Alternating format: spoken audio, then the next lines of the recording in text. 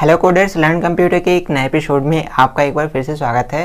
Guys, आज के इस वीडियो से हम पाइथन प्रोग्रामिंग को बिल्कुल शुरू से स्टार्ट कर रहे हैं। आज का ये वीडियो पाइथन प्रोग्रामिंग का पहला ट्यूटोरियल है, फर्स्ट पार्ट है। और आज के इस वीडियो में हम बात करेंगे पाइथन प्रोग्रामिंग के इंट्रोडक्शन के बारे में, जहां पर इसका फुल इंट्रोडक्शन हम जानेंगे, जैसे कि पाइथन क्या होती है, पाइथन को कैसे इंस्टॉल करते हैं, और इसके अलावा पाइथन के एप्लीकेशंस, पाइथन के फीचर्स, पाइथन को पाइथन क्यों कहा जाता है, इसके अंदर लिमिटेशंस क्या हैं, ड्रॉबैक्स क्या हैं, और साथ ही साथ जानेंगे इसका सिंटैक्स क्या होता है। तो इन सारी की सारी चीज़ों को, पाइथन प्रोग्रामिंग के फुल इंट्रोडक्शन को आज की इस वीडियो में हम क्लियर करेंगे। तो अगर आप पाइथन सीखना चाहते हैं तो इस चैनल को सब्सक्राइब जरूर से कर लीजिएगा।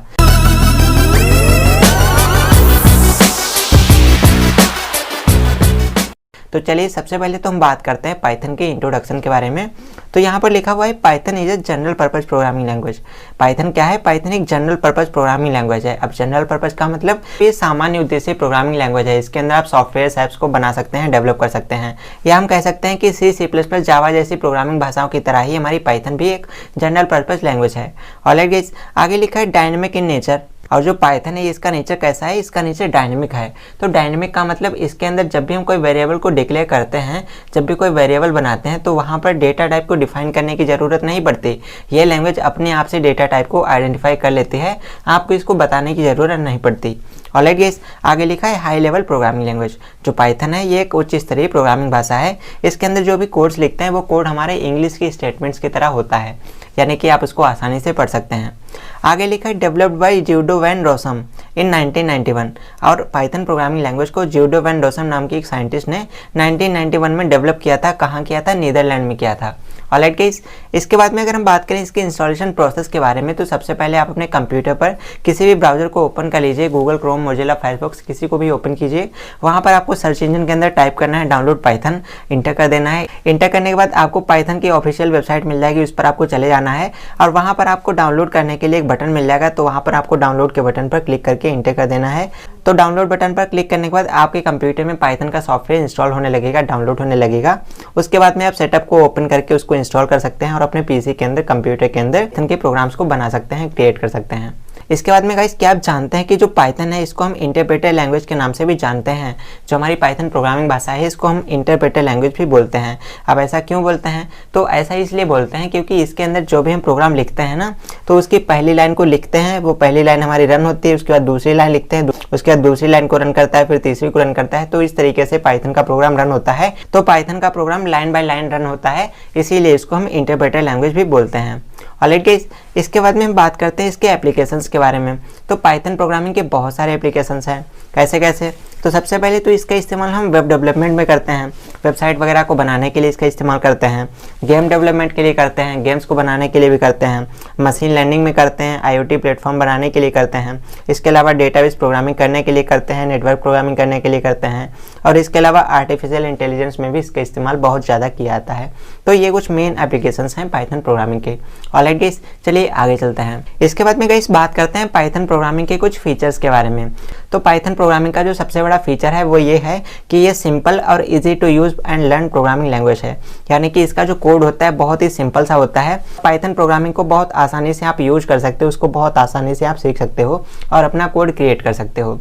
और दूसरा फीचर है फ्रीवेयर। जो हमारा पाइथन है ना, पाइथन एक फ्रीवेयर सॉफ्टवेयर है। फ्रीवेयर का मतलब आप इसको इंटरनेट से फ्री में डाउनलोड कर सकते हो, आपको इसको इंस्टॉल करने के लिए, इसको यूज करने के लिए पैसे नहीं देने पड़ते। तीसरा फीचर है ओपन सोर्स लाइसेंस।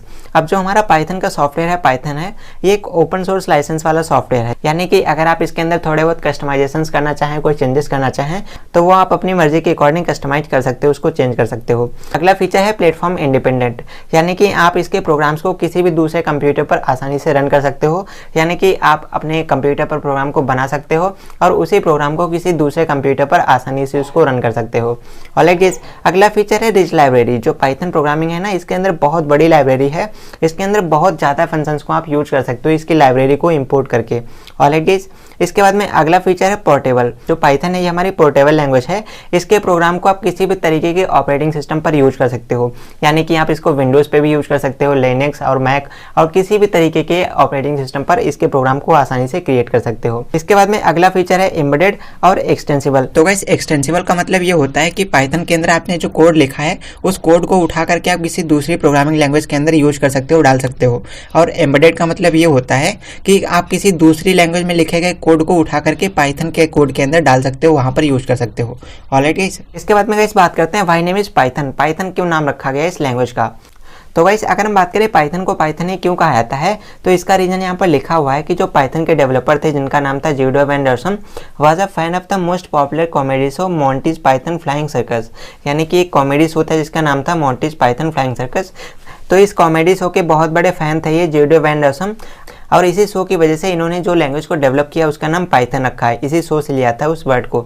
और ये जो पॉपुलर कॉमेडी शो था इसको ब्रॉडकास्ट किया गया था बीबीसी के द्वारा 1969 से 1964 तक। ऑलरेडी तो आपको ये पता होना चाहिए।